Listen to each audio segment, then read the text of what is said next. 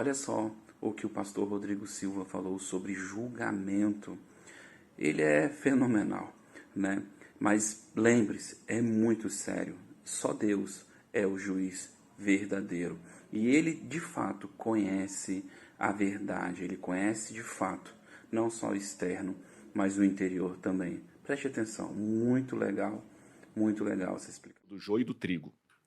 E o joio e o trigo são muito parecidos. E a Bíblia fala que só na colheita você vai poder separar o joio do trigo. Nem os anjos de Deus podem fazer isso antes do tempo. Está na parábola de Jesus. Qual que é o meu papel nessa parábola? Ser semente e dar fruto. Agora, o que a parábola me ensina é que nem o trigo sabe quem é joio. E nem o joio sabe quem é trigo. Só na colheita vamos saber quem é quem. Só que a gente passa a vida inteira transgredindo a hermenêutica da parábola e com o nosso dedo apontando. Ah, esse aqui é joio. Então o que ele faz? Agora aquele ali é trigo, porque ele é um camarada gente boa. E geralmente o gente boa é um cara que está coadunado com a minha agenda. Quando você está coadunado com a minha agenda, você é gente boa, você é o cara, você é demais. Quando você não está coadunado com a minha agenda, você já está condenado ao inferno. Sabia que foi uma parábola que você falou em... Não sei onde, acho que foi um desafio em 2021 que me acalmou muito com o crescimento da empresa. O grupo estava se formando, tava entrando... Daí quando você falou isso, eu falei assim, tá tudo bem. Então. Essa interpretação é muito boa. Que a parábola do joio e do trigo. Eu trouxe, né, de novo, né? Eu tenho uma tendência a tentar... Porque acho que tem muita gente falando sobre a Bíblia, etc., já com um viés. E eu quero trazer um outro ponto de vista sobre isso, né? Então, eu tento trazer muito... as parábolas, etc. Como são princípios, eles são aplicáveis a tudo, desde relacionamento até a negócio, a tudo, porque são princípios, né? E aí eu olho para a parábola do joio e do trigo como algo um pouco diferente, porque ele diz o seguinte, né? Que se ele tentasse arrancar o joio antes do tempo, ele ia acabar arrancando muito trigo junto. E a gente estava num momento de amplo crescimento.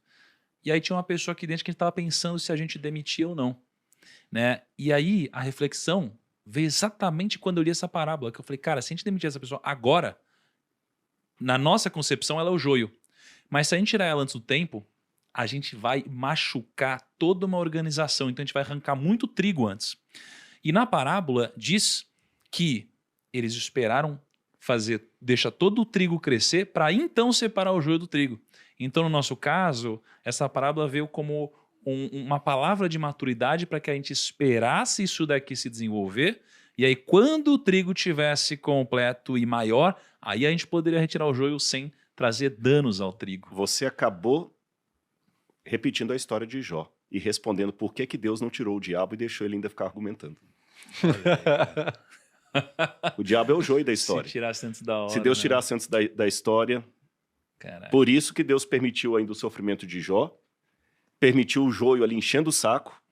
Nossa. Eu, se fosse um funcionário de vocês, não participando, convivendo com essa pessoa tóxica aqui, eu talvez ia comentar com algum colega na hora do cafezinho, pô, por que eles não mandam o fulano de tal embora? Cara, que saco. Esse cara apronta. A gente não ia entender. Se eu fosse o chefe aqui, eu já tinha botado aquele cara na rua pela metade disso aí. Mas vocês estavam vendo o outro espectro. Jó estava como o cara do cafezinho ali. Por que Deus está fazendo isso comigo? Por que Deus está tolerando? Agora, Deus do outro lado sabia que ele não podia arrancar o joio, o Satanás, antes do tempo, que o estrago ia ser muito grande. Tem o seu tempo, o tempo dele ser arrancado haverá, mas assim como nas empresas tem o momento certo até de demitir alguém, Deus também tem o momento certo de dar fim ao diabo. Uma coisa que eu fiquei pensando, a mulher do Jó, ela suportou até o final com ele? Calma, tem mais ainda, desgraça? Aqui. Tem mais história aí, cara. Tem mais desgraça, calma. Calma aí. É que essa parte eu não lembrava. E olha que interessante. Os amigos de Jó, podemos entender que tentaram às vezes ajudar.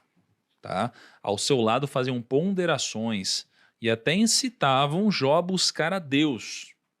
E aí eles dizem assim, pois é ele quem abre a ferida, mas ele mesmo a trata. Ele fere, mas com suas próprias mãos pode curar. Então os próprios amigos, eles se importavam com ele. E eram tementes a Deus, como a gente falou. Mas esses mesmos amigos, por vezes, se apresentaram como críticos, insensíveis, legalistas e acusadores, faltando-lhes muita sensibilidade. Porque não foram poucas vezes que questionavam que Jó estava com um pecado oculto e que toda aquela situação era fruto desse pecado. Então os amigos estavam julgando ele. Em determinado momento, Jó desabafou e questionou a Deus. Lembra-te, ó Deus, de